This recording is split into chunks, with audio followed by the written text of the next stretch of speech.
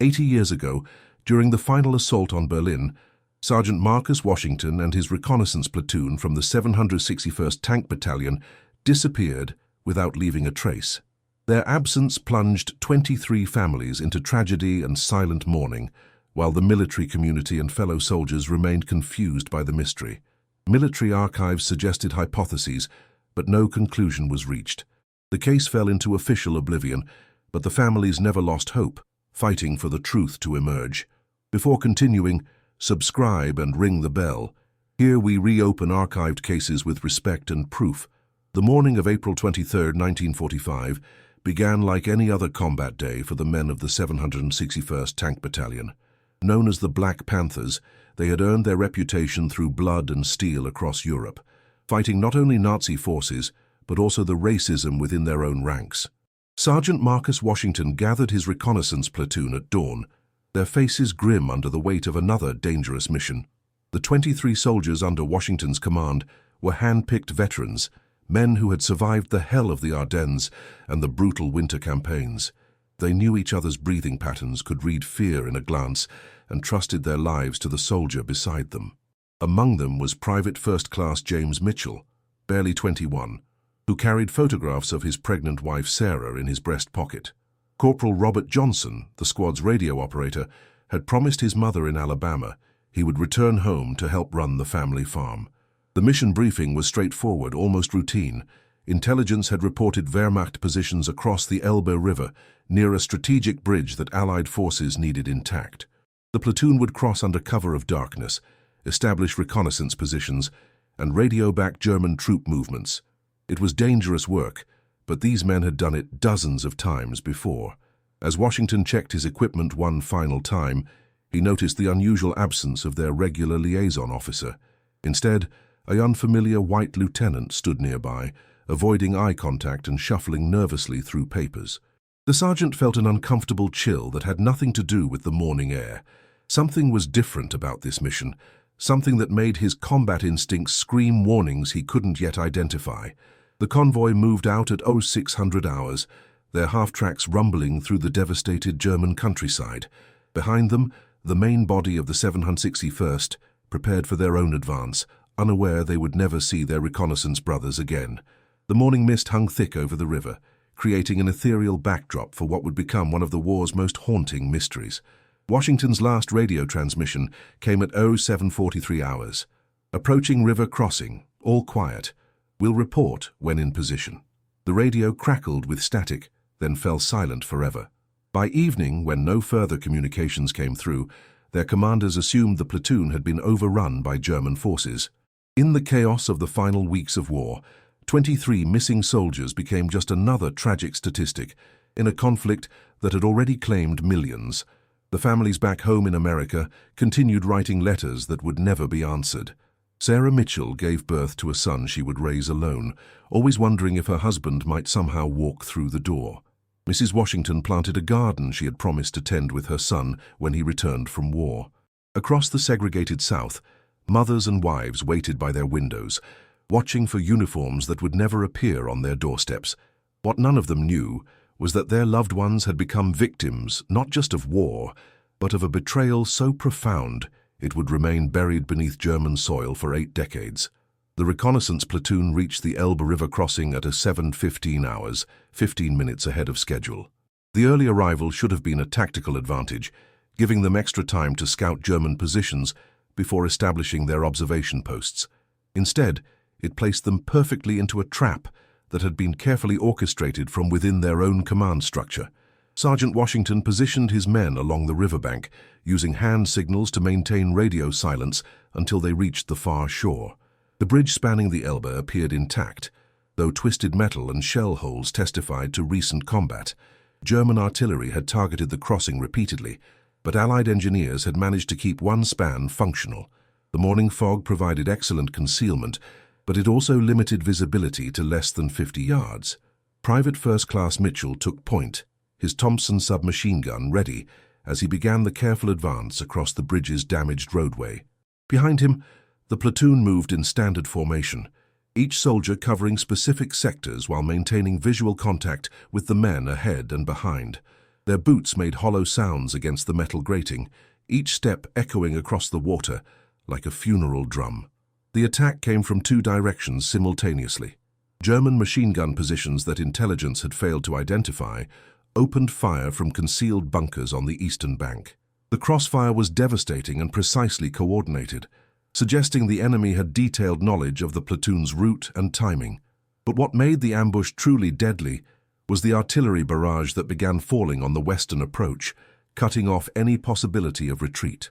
Washington tried desperately to coordinate his men's response, but the radio had gone silent. Corporal Johnson worked frantically with his equipment, checking connections and adjusting frequencies, but no transmission would go through. Later investigations would reveal that radio jamming equipment had been positioned to block communications on the specific frequencies assigned to the reconnaissance platoon. Someone had wanted to ensure these soldiers died alone and unheard. The firefight lasted less than 10 minutes, but for the men trapped on that bridge, it stretched into eternity. Private Mitchell fell first, Sarah's photograph floating from his shattered pocket into the river below. Corporal Johnson died, still clutching his radio handset, trying to call for support that would never come. One by one, the Black Panthers fell under the withering crossfire, their bodies tumbling into the dark waters of the Elbe. Washington, wounded but still fighting, managed to reach the eastern side of the bridge with 7 surviving soldiers. They took shelter in a bomb crater, hoping the fog would give them time to regroup and find an escape route. But their ordeal was far from over. As the mist began to lift, they discovered they were surrounded not just by German forces, but by American soldiers wearing the uniforms of military police. The sergeant's last coherent memory was of seeing a familiar face among the MPs, the nervous lieutenant from that morning's briefing. The officer's eyes were cold now, no longer avoiding contact but staring directly at Washington with something that looked like satisfaction. The wounded sergeant tried to speak, to demand an explanation, but a rifle butt crashed into his skull, sending him into unconsciousness. When the official reports were filed 3 days later, the reconnaissance platoon had been listed as missing in action, presumed killed by enemy fire during river crossing operation. The paperwork was processed efficiently through military channels, and notification letters were sent to next of kin across America. No investigation was launched, no search parties were organized, and no questions were asked about the suspicious circumstances surrounding the mission. The families received their death notifications with the standard military language expressing regret for their loss and gratitude for their loved one's service.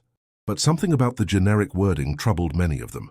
These were not form letters acknowledging heroes who had died fighting for democracy. They read like administrative documents disposing of inconvenient problems. The war ended 3 weeks after the platoon's disappearance, and America celebrated victory while 23 families mourned in segregated silence. The 761st Tank Battalion received recognition for their service, but the missing reconnaissance platoon was quietly omitted from official histories. Their names appeared on no monuments, their sacrifice earned no medals, and their stories were buried beneath layers of classified documents and institutional amnesia. Sarah Mitchell received Marcus Washington's personal effects in a standard military package 6 months after VE Day. Among his belongings was an unfinished letter addressed to her, describing his hopes for their future together and his dreams of the farm they would build after the war. The letter ended mid-sentence, the pen having fallen from his hand as he prepared for that final mission. She would keep that incomplete letter for the rest of her life, always wondering what words he might have written next. Mrs. Washington planted her victory garden as promised, tending vegetables she had hoped to share with her son. Neighbors in their Alabama community whispered that she had lost her mind, talking to empty chairs at dinner and setting a place at the table for a ghost. But she refused to believe Marcus was truly gone, insisting that something about the official story didn't add up. Her letters to the War Department became increasingly desperate, demanding details about her son's final mission and the circumstances of his death. The military's responses followed a consistent pattern of bureaucratic deflection. Initial letters acknowledged her inquiries and promised investigations that never materialized. Later correspondence became increasingly terse, suggesting that continued questions about classified operations could be considered unpatriotic or even treasonous. Eventually, her letters went unanswered entirely, as if the War Department had decided that ignoring her pain would make it disappear. Across the segregated South, similar scenes played out in 22 other households. Mothers who had raised sons to serve their country with honor found themselves dismissed and patronized by the very institutions their children had died defending. The systemic racism that had plagued the military during wartime continued into the peace, ensuring that questions about missing black soldiers received minimal attention or resources. Now, I invite you to leave in the comments where you are watching us from and the exact time you are hearing this story. We are interested in knowing to what places and at what moments of day or night these documented accounts reach. Private investigators hired by some families hit walls of classified information and missing documents. Military records that should have detailed the reconnaissance mission had been either heavily redacted or had disappeared entirely from official files. Veterans from other units in the 761st claimed they had never been briefed about the missing platoon, and officers who might have had knowledge of the operation had been transferred to distant assignments or had left military service. The Cold War's onset provided convenient justification for maintaining secrecy around wartime operations. Documents related to the Elbe River crossing were classified under national security provisions, making them inaccessible to civilian researchers or family members. When questioned about specific cases, military spokespersons cited ongoing intelligence concerns that prevented disclosure of operational details, even decades after the war's end. By 1960, most of the families had exhausted their financial resources and emotional energy, pursuing answers that seemed permanently beyond reach. Sarah Mitchell remarried and tried to build a new life, but she never stopped wearing the wedding ring from her first marriage. Mrs. Washington died in 1967, still tending her victory garden and still believing her son would somehow find his way home. The civil rights movement of the 1960s brought renewed attention to military discrimination and the treatment of black veterans, but the missing reconnaissance platoon remained buried in classified files. Even prominent civil rights organizations struggled to gain access to military records, facing the same bureaucratic obstacles that had frustrated individual families for decades. Historical researchers began investigating segregated military units in the 1970s and 1980s, producing scholarly works about the 761st Tank Battalion's contributions to Allied victory. But the missing reconnaissance platoon was mentioned only in footnotes, if at all, treated as a minor casualty statistic rather than a potential war crime worthy of investigation. As the 20th century drew to a close, the story of Sergeant Washington's platoon had faded into historical obscurity. The men who had served alongside them were aging and dying, taking their memories to graves scattered across America. Official military histories celebrated the heroism of segregated units while carefully omitting the darker chapters that might complicate narratives of American righteousness and victory. The conspiracy that led to the reconnaissance platoon's disappearance had its roots in the systematic racism that pervaded the American military during World War II. Despite their combat effectiveness, black units faced constant hostility from white officers who viewed their presence as both a military liability and a social threat. The 761st Tank Battalion's success in combat had particularly infuriated commanders who believed African American soldiers lacked the courage and intelligence necessary for armored warfare. Lieutenant Colonel Harrison Webb, a career officer from Mississippi, had made his opinions about black soldiers abundantly clear in private correspondence with fellow officers.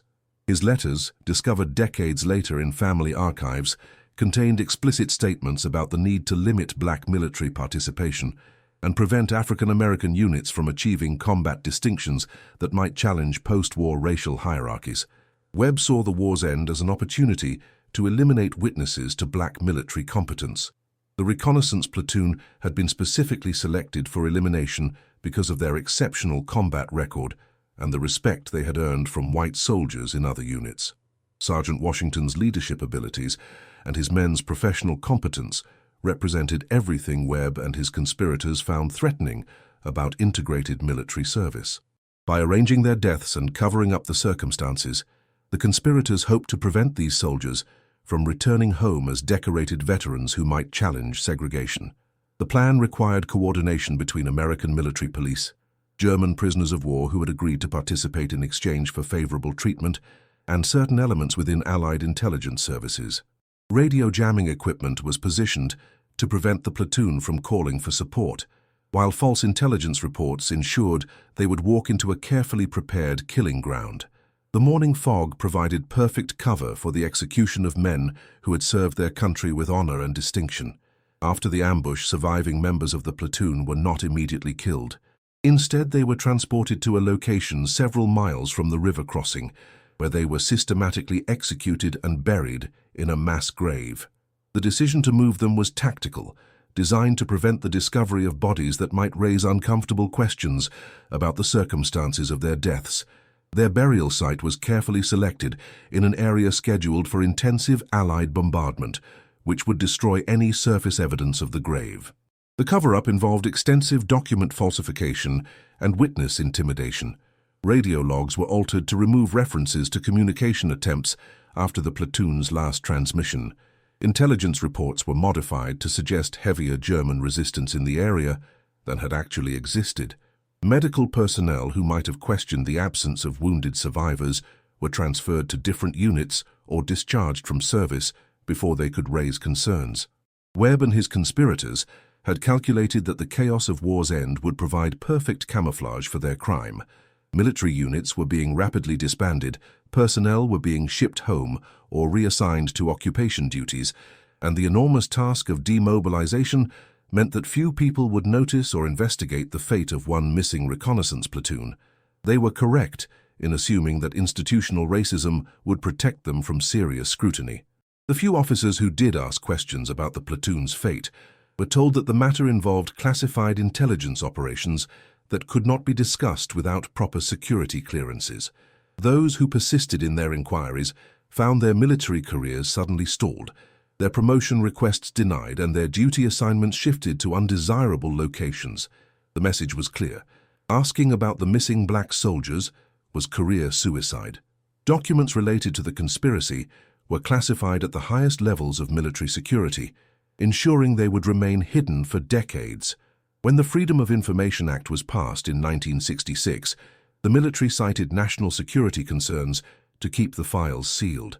Subsequent reviews of classification status maintained the secrecy, with reviewers apparently unaware of the true nature of the documents they were protecting from public disclosure. The irony was profound. A crime committed by American soldiers against American soldiers remained protected by American classification systems designed to safeguard national security. The very institutions that should have sought justice for the murdered reconnaissance platoon instead became unwitting guardians of their killers' secrets. The institutional cover-up extended far beyond the immediate conspirators, creating a web of complicity that reached into the highest levels of military command. General staff officers, who might have ordered investigations, chose instead to accept convenient explanations that avoided uncomfortable questions about racial dynamics within the armed forces. The Army's primary concern was maintaining unit cohesion and morale during the transition from wartime to peacetime operations, and investigating the suspicious disappearance of a black reconnaissance platoon threatened to expose systemic problems that commanders preferred to ignore.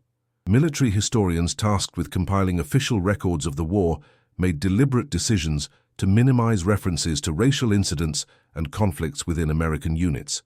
The reconnaissance platoon's disappearance was summarized in a single paragraph that attributed their fate to enemy action, without providing supporting evidence or details. This sanitized version of events became the foundation for all subsequent historical accounts, effectively erasing the truth from official memory. The conspiracy's success depended on the silence of dozens of individuals who had varying degrees of knowledge about what had actually happened. Radio operators who had monitored communications knew that jamming equipment had been used during the mission.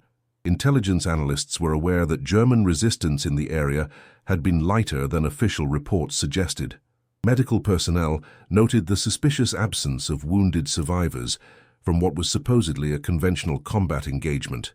Each of these potential witnesses faced the same choice: remain silent and preserve their military careers, or speak out and face professional destruction. The few who attempted to raise questions discovered that their concerns were not only dismissed, but that their loyalty and judgment were subsequently questioned by superior officers.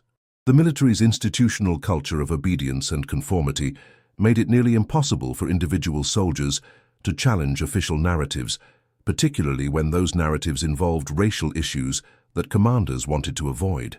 The family's persistent efforts to obtain answers were systematically undermined by bureaucratic processes designed to exhaust their resources and resolve. Letters were lost in administrative shuffles, meetings were cancelled at the last minute, and promised investigations never materialized.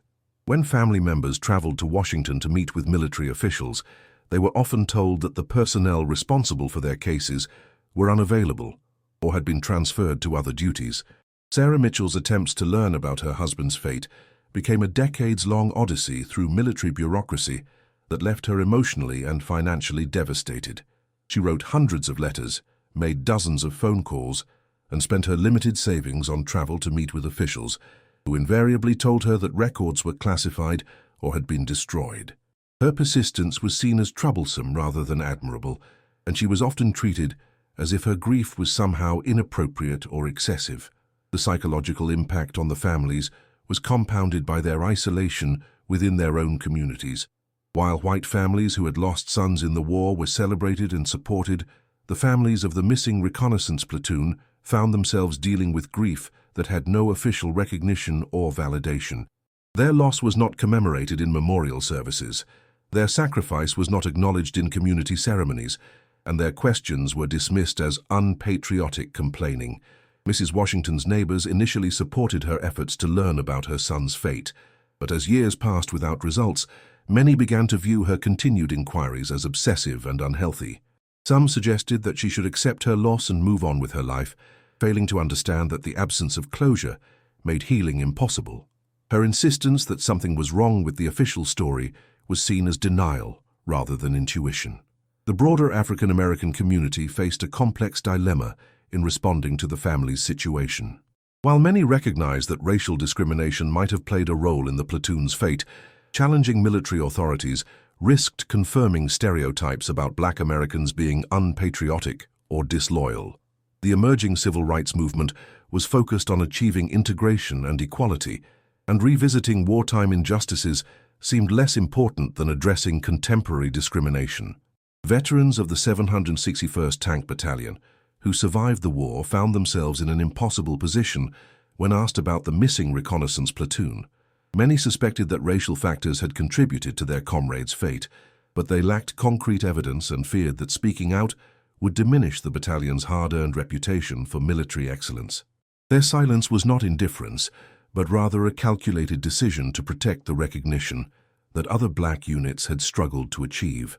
The institutional amnesia surrounding the reconnaissance platoon's disappearance became more entrenched as the decades passed, and key witnesses died or retired from military service.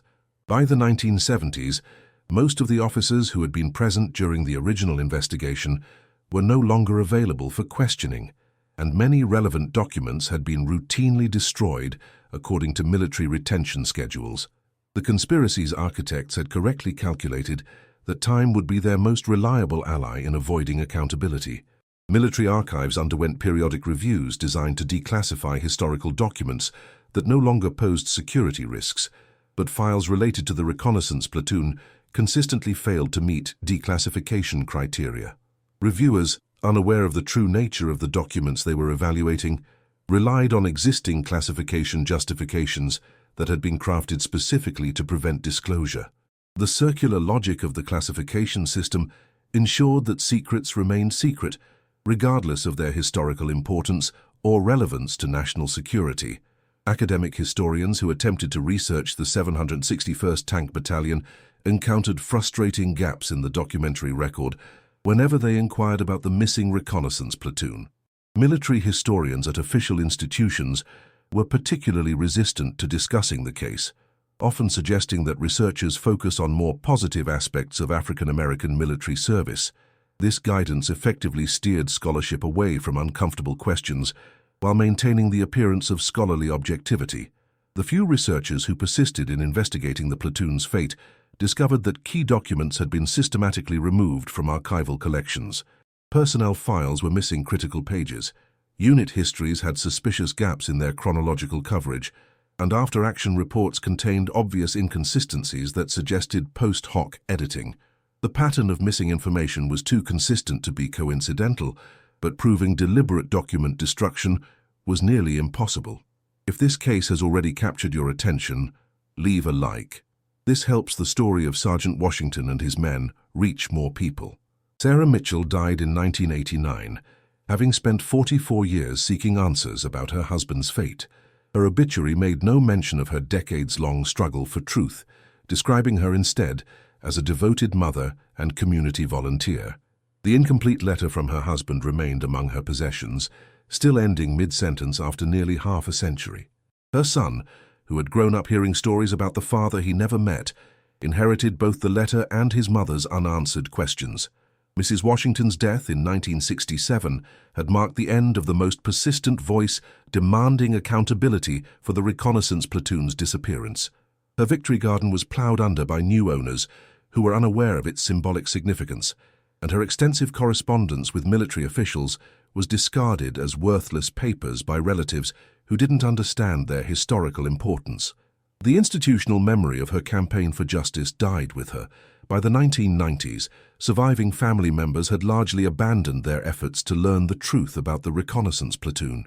The children and grandchildren of the missing soldiers had built their own lives and careers, often choosing to honor their ancestors' memory through private commemoration rather than public confrontation with unresponsive institutions. The fight for answers had consumed too much energy and caused too much pain for many families to continue. The end of the Cold War in 1991 led to massive declassification of World War II documents, raising hopes among some researchers that files related to the reconnaissance platoon might finally become available. However, the documents that were released contained no information about the missing soldiers, and military archivists claimed that relevant files had either been destroyed in routine document disposal or had never existed in the first place. Internet technology, in the late 1990s and early 2000s, enabled family members to connect with each other for the first time since the war, creating informal networks of communication among the descendants of the missing soldiers. These connections revealed the consistency of their ancestors' experiences with military bureaucracy and the similarity of the obstacles they had faced in seeking answers. The shared patterns of denial and deflection suggested coordination rather than coincidence. Online forums dedicated to military history began to feature discussions about the reconnaissance platoon, with descendants sharing family stories and researchers contributing historical context. However, these discussions were often monitored by individuals who seemed unusually well-informed about classification issues and who consistently discouraged speculation about conspiracy theories. The digital age had created new opportunities for families to connect, but it had also provided new methods for suppressing inconvenient questions.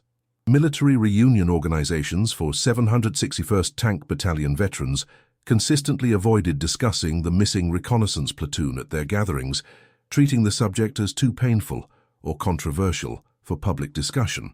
When family members of the missing soldiers attended these events, hoping to learn more about their ancestors' service, they were often politely redirected to other topics or advised to contact official military historians who invariably referred them back to the same classified files that had been inaccessible for decades. Construction began on a new residential development near the former Elbe River crossing in January 2025, 80 years after the war's end. The German developer, Kaufmann Construction, had obtained permits to build luxury apartments on land that had remained undeveloped since 1945 due to unexploded ordnance concerns. Military engineers had cleared the area of bombs and shells in the 1990s, but deep excavation for building foundations was only now being attempted. The excavator operator, Hans Müller, noticed unusual soil discoloration on March 15, 2025, while digging foundation trenches for the project's first building. The dark patches suggested organic decomposition, but their regular spacing and rectangular arrangement were inconsistent with natural processes or agricultural activity. Müller, whose grandfather had been a Wehrmacht soldier, recognized the patterns from stories about wartime mass burials and immediately contacted local authorities. German police archaeologists arrived within hours and confirmed Müller's suspicions. Preliminary investigation revealed human remains arranged in systematic rows, suggesting organized burial rather than battlefield casualties. The preservation was remarkable due to the clay soil composition and the depth of the burial, which had protected the remains from surface disturbance and scavenging. Initial estimates suggested at least 20 bodies, all appearing to be adult males. Personal effects found with the remains immediately identified them as American soldiers. Dog tags, uniform fragments, and equipment bore the markings of the 761st Tank Battalion, specifically the reconnaissance platoon that had disappeared in April 1945. The discovery sent shockwaves through both German and American archaeological communities, as mass graves containing Allied soldiers were extremely rare finds so many decades after the war's end. Dr. Elizabeth Weber, the forensic archaeologist leading the excavation, noted several disturbing features of the burial site. The bodies had been arranged with military precision, suggesting that whoever buried them had military training and organizational skills. More troubling were the locations of bullet wounds, which were consistent with execution-style killings rather than battlefield deaths. The evidence suggested these soldiers had been murdered while in custody, not killed during combat operations. American military officials were notified of the discovery through diplomatic channels, and representatives from the Defense POW MIA Accounting Agency, DPAA, arrived in Germany within a week.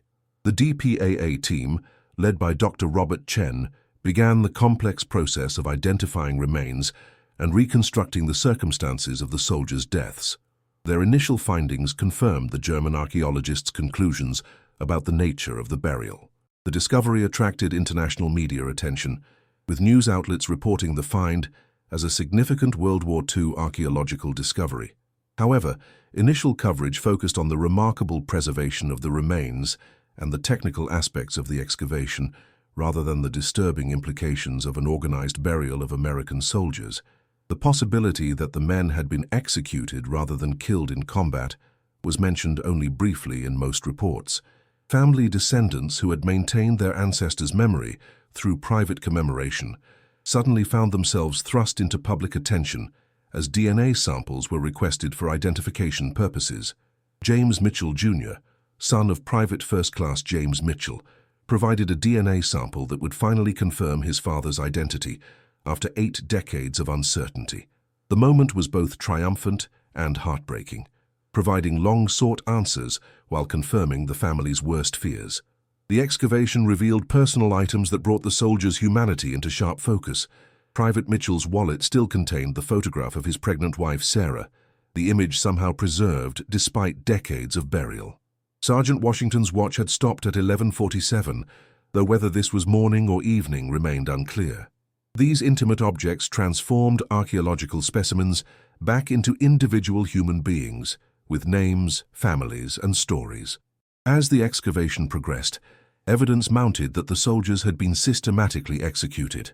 Bullet wounds were concentrated in the head and chest areas, suggesting close-range shooting rather than long-distance combat.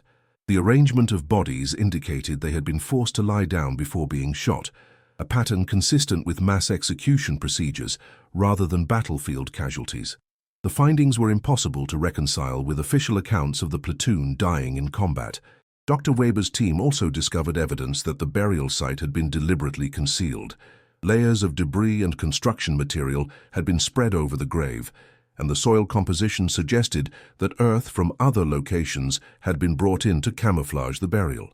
The effort required to create and conceal the mass grave indicated significant planning and resources, suggesting involvement by organized military forces rather than individual perpetrators.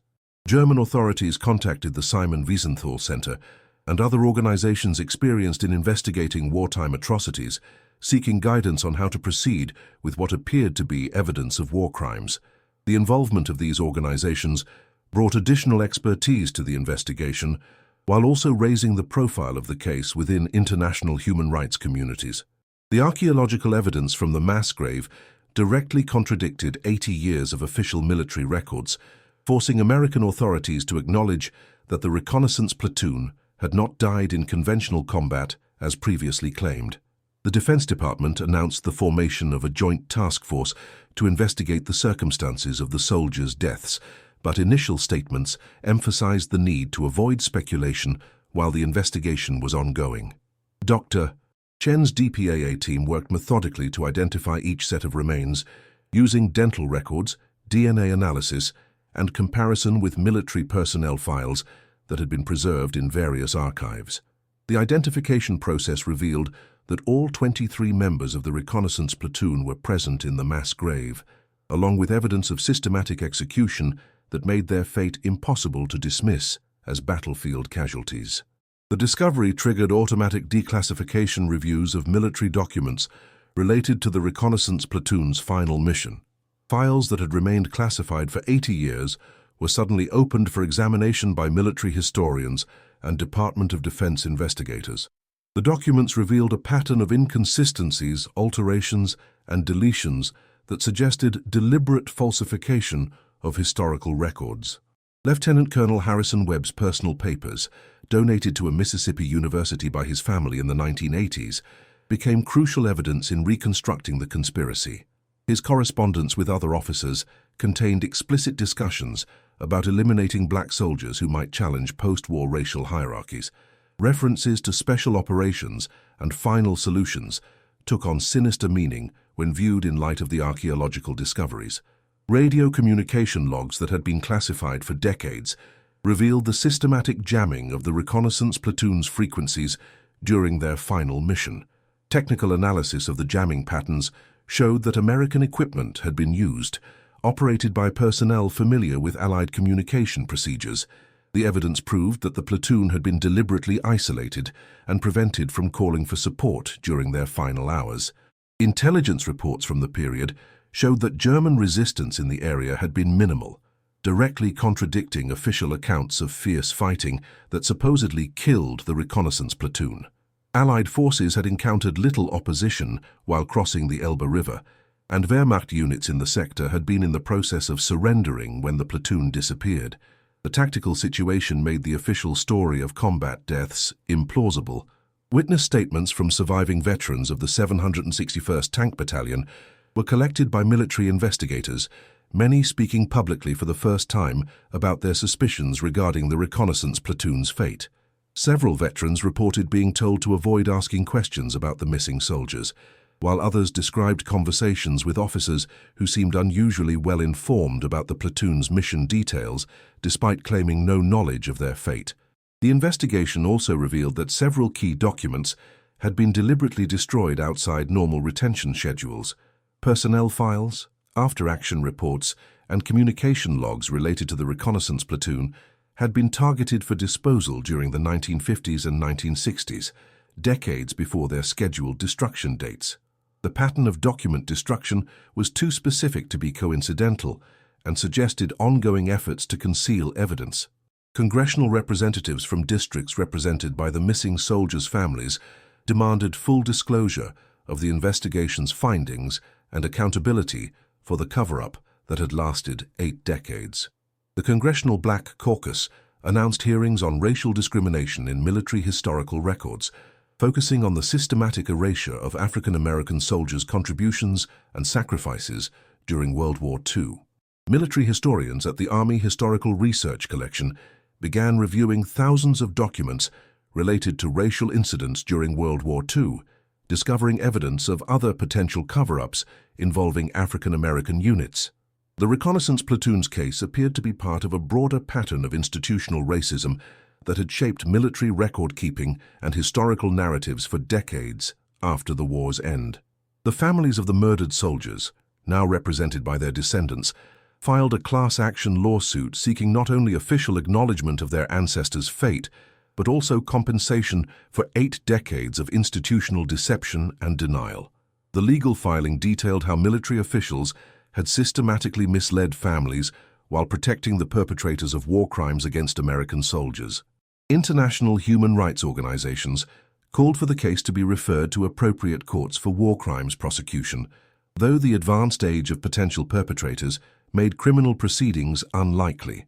The focus shifted to achieving historical justice through official acknowledgement of the crimes and institutional reforms to prevent similar cover-ups in the future.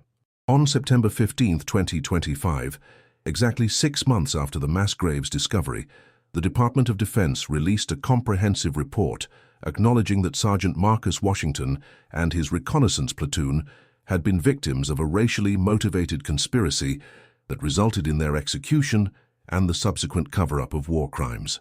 The 847-page document detailed the systematic deception that had hidden the truth for 8 decades and formally apologized to the soldiers' families for the institutional betrayal they had endured. The report identified Lieutenant Colonel Harrison Webb as the primary architect of the conspiracy, working with a network of officers who shared his racist beliefs about African American military service. The investigation revealed that Webb and his co-conspirators had arranged the platoon's execution to prevent these decorated soldiers from returning home as heroes who might challenge segregation and racial hierarchies in post-war America.